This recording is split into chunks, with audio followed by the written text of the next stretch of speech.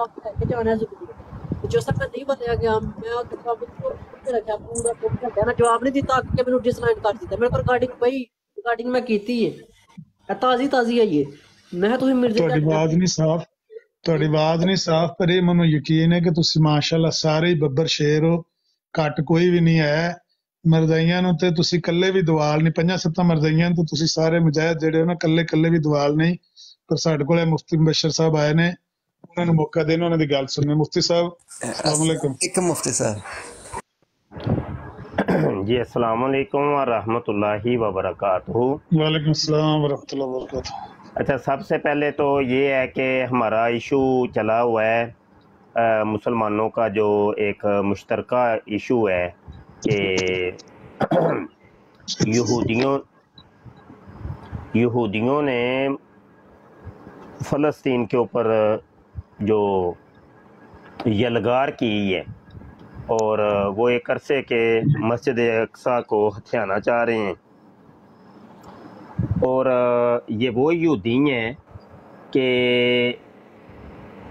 जो वैसे तो मुसलमानों के साथ जनाब मुसाफा भी करना पसंद नहीं करते, लेकिन इन्होंने जो जैली मुसलमान थे यानी कादियानी उनको मरकज़ बना के दिया हुआ है इसराइल के अंदर हाइफा के मकाम के ऊपर.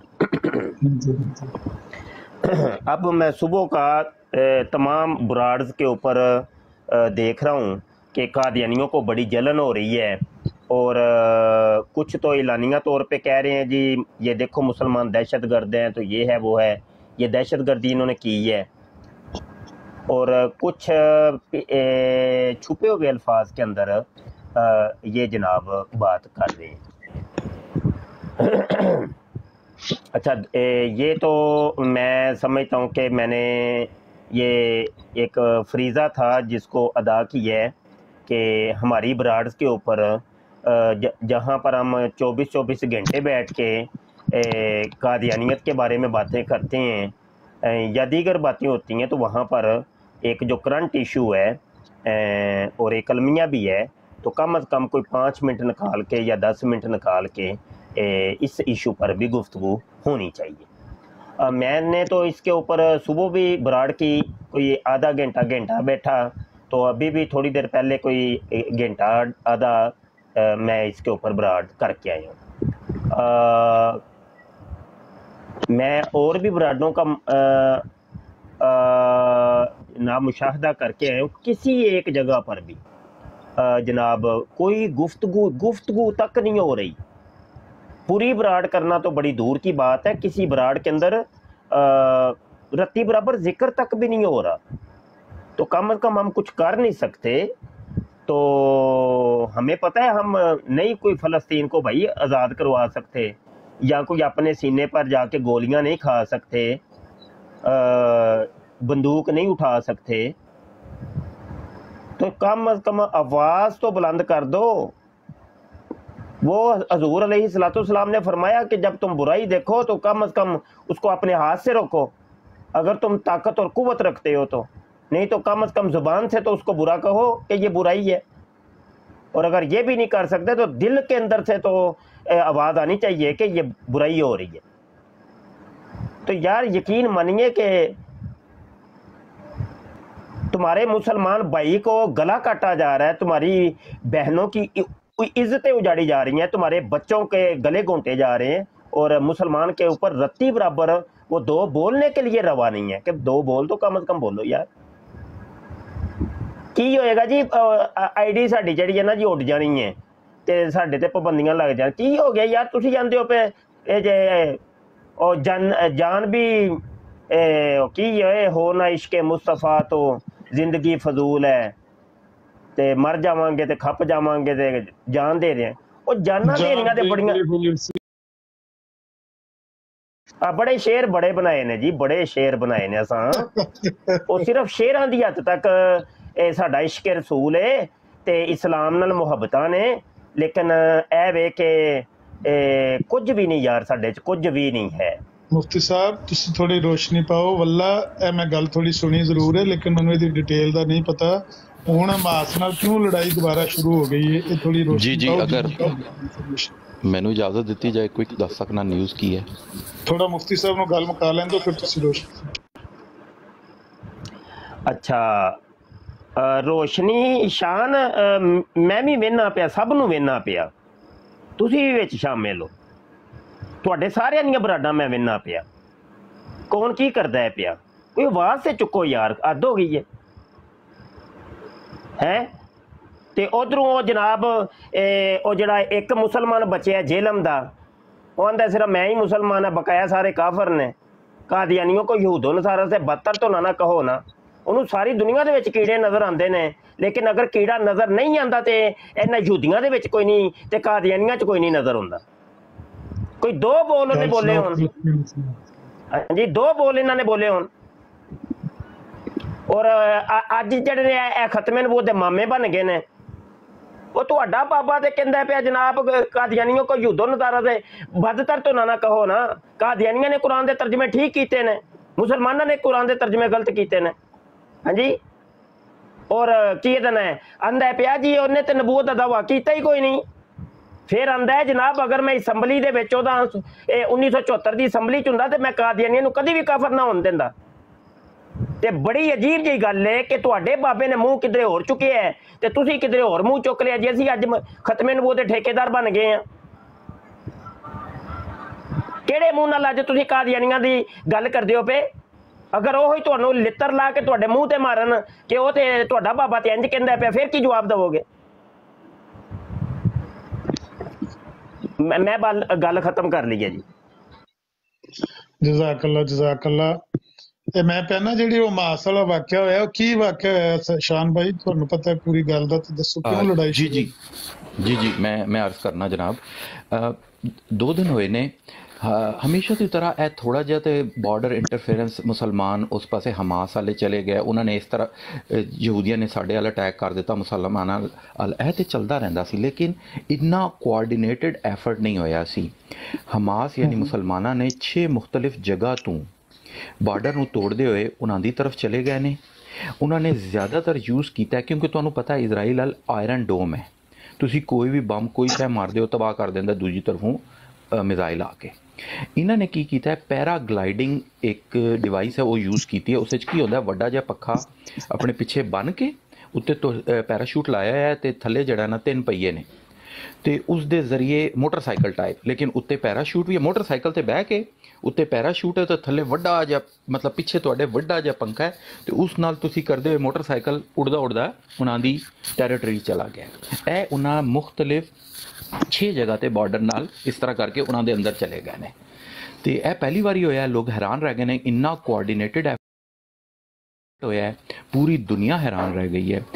ਉੱਥੇ ਜਾ ਕੇ ਇਹਨਾਂ ਨੇ 20 ਉਹਨਾਂ ਦੇ ਫੌਜੀ ਮਾਰ ਦਿੱਤੇ ਨੇ ਇਜ਼ਰਾਈਲ ਦੇ, ਤੇ ਢੇਰ ਸਾਰੇ ਬੰਦੇ ਅਗਵਾ ਕਰਕੇ ਵਾਪਸ ਵੀ ਲੈ ਆਏ ਨੇ। ਤੇ ਹਾਲਾਂ ਵੀ ਕਾਰਵਾਈ ਚੱਲ ਰਹੀ ਹੈ। ਉਸ ਦਾ ਹੋਇਆ ਕਿ ਫਿਰ ਮੁਸਲਮਾਨਾਂ ਦੀ ਸਾਈਡ ਤੋਂ ਉਹਨਾਂ ਨੇ ਜਿਹਦਾ ਪੈਰਾਗਲਾਈਡਰ ਚਲੇ ਗਏ ਸਨ, ਤੁਸੀਂ ਵੇਖੋਗੇ ਵੀਡੀਓਜ਼ ਆਉਣਾ ਸ਼ੁਰੂ ਹੋ ਗਈਆਂ। ਪੈਰਾਸ਼ੂਟ ਤੋਂ ਵੀ ਆਇਆ ਜਹਾਜ਼ ਦੇ ਥਰੂ ਨਾ ਉਹਨਾਂ ਦੀ ਬਿਲਡਿੰਗਾਂ 'ਤੇ ਉਤਰ ਰਹੇ ਨੇ। ਤੇ ਇਜ਼ਰਾਈਲੀਆਂ ਦਾ ਕੋਈ ਮਿਊਜ਼ਿਕ ਫੈਸਟੀਵਲ ਸੀ, ਉਹ ਰੇਗਿਸਤਾਨ ਵਿੱਚ ਵੀ ਜਮ੍ਹਾਂ ਹੋਏ ਸਨ, ਮਤਲਬ ਉਹ ਕੋਈ ਇੰਜੋਏਮੈਂਟ ਇਸ ਮੋਡ ਵਿੱਚ ਸਨ।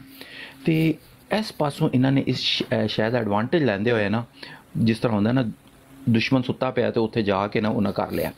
ਤੇ ਇੰਨਾ ਵੱਡੇ ਐਫਰਟ ਤੇ ਅੱਜ ਤੱਕ ਮੁਸਲਮਾਨਾਂ ਨੇ ਨਹੀਂ ਕੀਤਾ। ਇਹ ਤਕਰੀਬਨ 73-74 ਸਾਲ ਦੀ ਹਿਸਟਰੀ ਹੈ।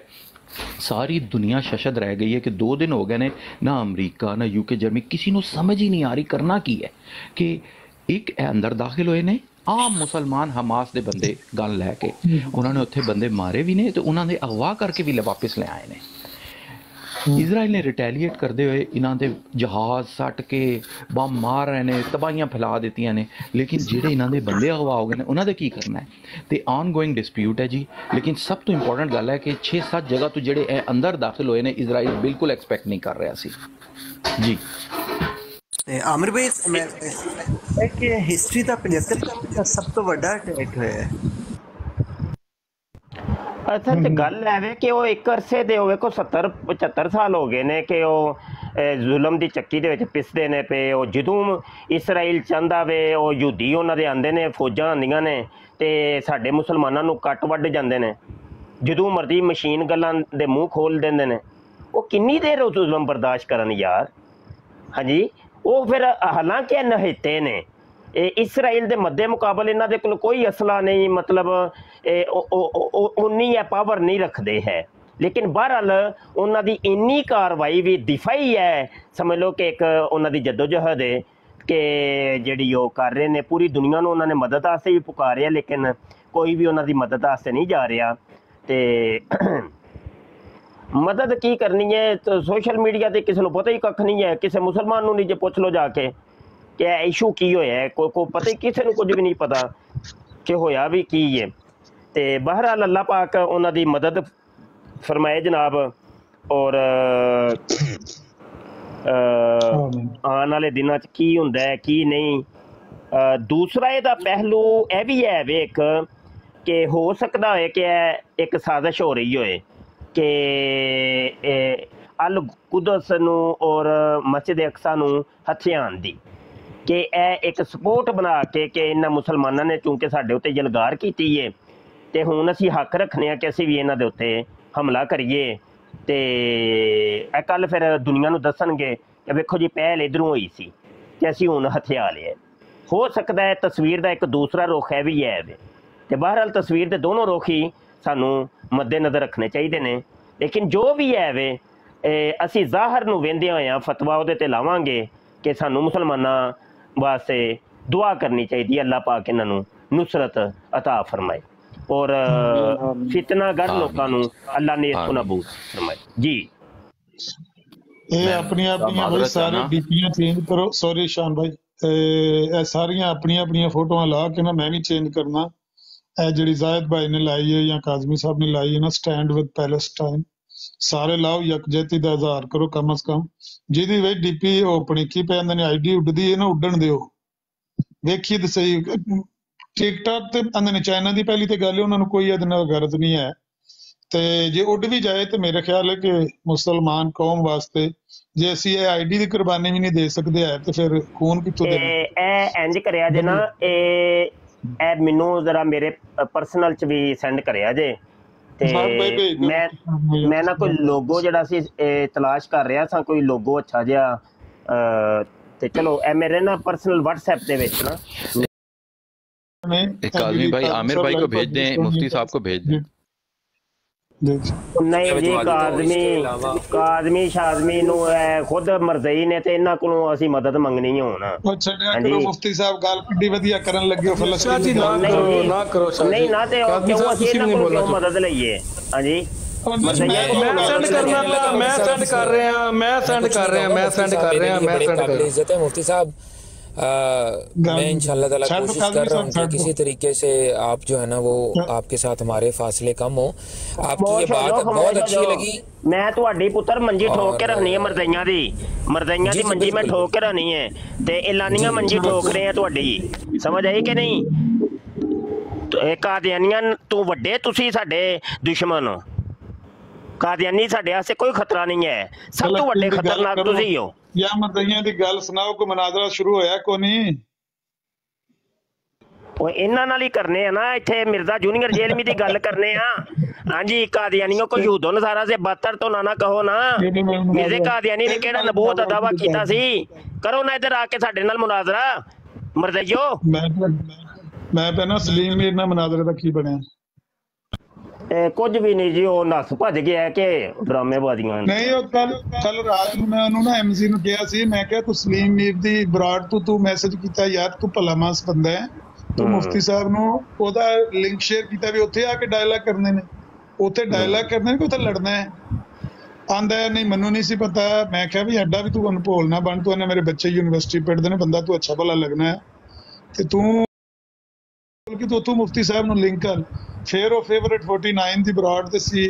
ਫਿਰ ਮੈਂ ਉਹਨੂੰ ਆਖਿਆ, ਮੈਂ ਕਿਹਾ ਵੀ ਮੁਫਤੀ ਸਾਹਿਬ ਨੂੰ ਲਿੰਕ ਲਓ, ਇੱਥੇ ਬੁਲਾਓ ਸਲੀਮ ਮੀਰ ਨੂੰ ਤੇ ਇੱਥੇ ਉਹ ਜਿਹੜਾ ਮੁਨਾਜ਼ਰਾ ਤੈਅ ਹੋਇਆ ਨਾ ਉਹਦੀ ਗੱਲ ਸ਼ਰਤਾਂ ਤੈਅ ਕਰ।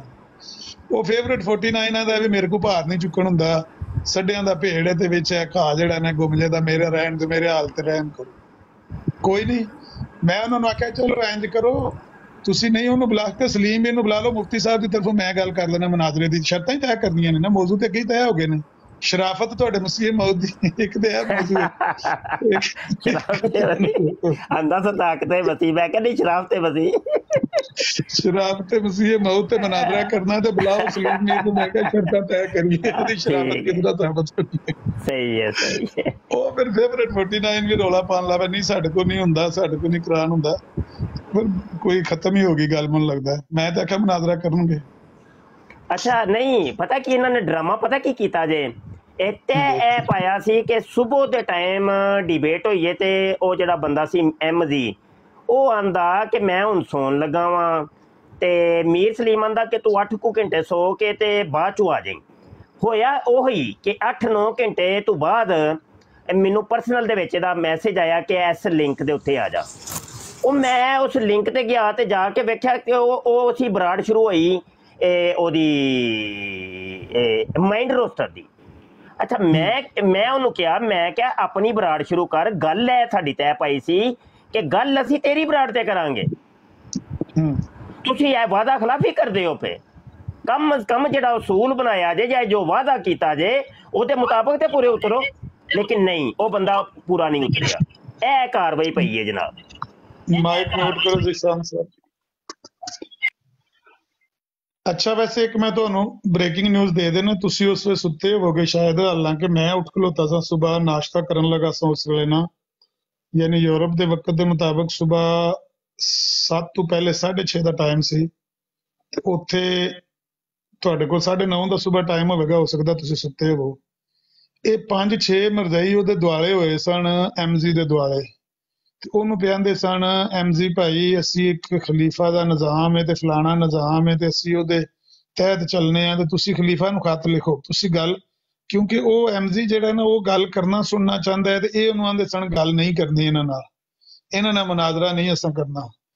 ਤੇ ਇਹ ਉਹਨੂੰ ਨਾ ਘੇਰਦੇ ਸਨ ਪਏ ਸਵੇਰੇ ਤੇ ਉਹਨੂੰ ਕਹਿੰਦੇ ਸਨ ਵੀ ਤੂੰ ਜੇ ਸਮਝਣਾ ਕਿ ਤੇਰਾ ਸਾਡੇ ਨਾਲ ਇਤਫਾਕ ਨਹੀਂ ਹੁੰਦਾ, ਇਹ 5-6 ਮਰਜ਼ੀਆਂ ਨਾਲ ਉਹਦਾ ਇਖਤਲਾਫ ਚੱਲ ਰਿਹਾ, ਉਹ ਕੋਈ ਹੋਰ ਗੱਲ ਕਰਦਾ ਸੀ, ਇਹ ਹੋਰ ਗੱਲ ਕਰਦੇ ਸਨ। ਇਹ ਆਂਦੇ ਸਨ ਇਹਨਾਂ ਨਾਲ ਗੱਲ ਨਹੀਂ ਕਰਨੀ ਤੇ ਉਹ ਆਂਦਾ ਸੀ ਯਾਰ ਗੱਲ ਕਰਾਂਗੇ ਤੇ ਕੋਈ ਗੱਲ ਵਿੱਚੋਂ ਲੱਭੇਗੀ ਨਾ, ਤੁਸੀਂ ਕਿਉਂ ਨਹੀਂ ਗੱਲ ਕਰਨ ਦਿੰਦੇ। ਤੇ ਉਹ ਬੰਦਾ ਵੀ ਉਮਰ ਚ ਜ਼ਿਆਦਾ ਮੇਰੇ ਆ ਰਹੀ, ਯਾਨੀ ਕਹਿੰਦਾ ਮੇਰੇ ਬੱਚੇ ਵੀ ਯੂਨੀਵਰਸਿਟੀਆਂ ਜਾਂਦੇ ਨੇ, ਮੈਂ ਕੋਈ ਤੁਹਾਡੇ ਨਾਲ ਸਾਰਿਆਂ ਨਾਲੋਂ ਨਿੱਕਾ ਨਹੀਂ, ਮੈਂ ਰੋਟੀ ਨੂੰ ਚੋਚੀ ਨਹੀਂ ਆਦਾ, ਮੈਨੂੰ ਜੀਣ ਦਿਓ। ਜਿਵੇਂ ਤਲਤ ਮਲਕ ਆਂਦਾ ਨਾ ਬਈ ਮੇਰੇ ਮਾਨ ਤੇ ਕੀਦੇ ਚ ਕੋਈ ਗਲਤੀ ਹੈ ਤੇ ਮੈਨੂੰ ਦੱਸੋ, ਤੇ ਜੇ ਮੈਨੂੰ ਇਹ ਤੁਸੀਂ ਦੱਸੋ ਵੀ ਮੈਂ ਗੱਲ ਕਿਹਦੇ ਨਾਲ ਕਰਨੀ ਹੈ, ਮੁਫਤੀ ਮੁਬਸ਼ਰ ਸਾਹਿਬ ਨਾਲ ਕਰਨੀ ਕਿ ਨਹੀਂ ਕਰਨੀ, ਹੋਰ ਕਿਸੇ ਨਾਲ ਕਰਨੀ ਕਿ ਨਹੀਂ ਕਰਨੀ, ਤੇ ਤੁਸੀਂ ਮੈਨੂੰ ਐਡਾ ਵੀ ਦੋਲੇ ਸ਼ਾਹ ਦਾ ਚੂਹਾ ਨਾ ਬਣਾਓ, ਮੇਰੇ ਹਾਲਤ ਰਹਿਮ ਕਰੋ, ਗੱਲ ਮੈਂ ਆਪ ਵੇਖਾਂ ਮੈਂ ਕਿਹਦੇ ਨਾਲ ਕਰਨੀ ਤੇ ਕਿਹਦੇ ਨਾਲ ਨਹੀਂ ਕਰਨੀ। ਕੋਈ ਇੰਜੀ ਉਹਨੂੰ MZ ਨੂੰ ਸੁਬਾਹ ਨਾ ਘੇਰਨ ਲੱਗੇ ਸਨ ਨਾ ਕਰ, ਉਹ ਆਂਦਾ ਸੀ ਮੈਂ ਕਰਨੀ ਹੈ। ਫਿਰ ਇਹਨਾਂ ਉਹਨੂੰ ਫੋਰਸ ਕੀਤਾ ਕਿ ਤੂੰ ਖਲੀਫਾ ਨੂੰ ਖਤ ਲਿਖ ਕੇ ਤੂੰ ਉਹਦੇ ਕੋਲੋਂ ਪੁੱਛ ਵੀ ਤੈਨੂੰ ਗੱਲ ਕਰਨੀ ਚਾਹੀਦੀ ਕਿ ਨਹੀਂ ਕਰਨੀ ਚਾਹੀਦੀ। ਇੱਥੋਂ ਤੱਕ ਗੱਲ ਸੁਬਾਹ ਪਹੁੰਚੀ ਸੀ, ਇਹ ਨਹੀਂ ਪਤਾ ਹੁਣ ਇਹਦਾ ਕੀ ਬਣਿਆ ਬਾਅਦ ਵਿੱਚ। ਅੱਛਾ ਆमिर भाई एक मैसेज मैनू आया है कि अबू हुसैन साहब ने किया है, आंदे ने पे कि मैनू आमिर भाई ने ब्लॉक किया है, वो आना चाह रहे हैं शायद, कोई इंज दा है कोई सीन, आंदे ने मैनू ब्लॉक।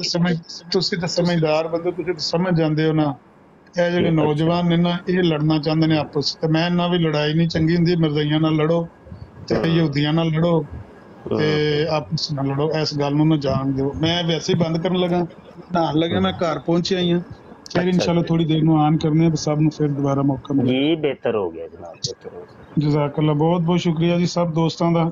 ਬੜੀ ਲੰਮੀ ਬਰਾਡ ਹੋ ਗਈ, ਮੇਰੇ ਹਾਲੇ ਦੁਪਹਿਰ ਦੀ ਚੱਲੀ ਹੈ ਤਾਂ 6-7 ਘੰਟੇ ਹੋ ਗਏ ਨੇ, ਫਿਰ ਇਨਸ਼ਾਅੱਲਾ ਥੋੜੀ ਦੇਰ ਤੋਂ ਬਾਅਦ ਆਨ ਕਰਾਂਗੇ। अस्सलाम वालेकुम रहमतुल्लाहि वबरकातुहू। गले अमर साहब ਹੁਣ ਚੱਲੇ ਹੋ ਕਿ ਫਿਨੀ ਤੋਂ? ਹਾਂ ਅਲੀ ਸਾਹਿਬ ਤੁਸੀਂ ਗੱਲ ਕੀ ਕਰਨੀ ਤੇ ਕਰ ਲਓ। ਉਹ ਨਹੀਂ, ਮੈਂ ਤੁਹਾਡੇ ਸੇ ਸਲਾਮ ਕਰਨੀ ਆਇਆ ਹਾਂ, ਮੈਂ ਤੁਹਾਂ ਕਿੱਥੇ ਟਾਈਮ ਦੇ ਰਿਹਾ, ਤੁਸੀਂ ਆਖ ਰਹੇ ਹੋ ਟਾਈਮ ਬੜਾ ਹੋ ਗਿਆ, 7 ਘੰਟੇ ਹੋ ਗਏ ਨੇ। ਸਭ ਭਾਈਆਂ ਨੂੰ ਮੇਰਾ ਸਲਾਮ ਜਨਾਬ। ਜਜ਼ਾਕੱਲਾ ਅਲੀ ਸਾਹਿਬ, ਸ਼ੁਕਰੀਆ, ਜਜ਼ਾਕੱਲਾ। ਓਕੇ, ਅੱਲਾਹ।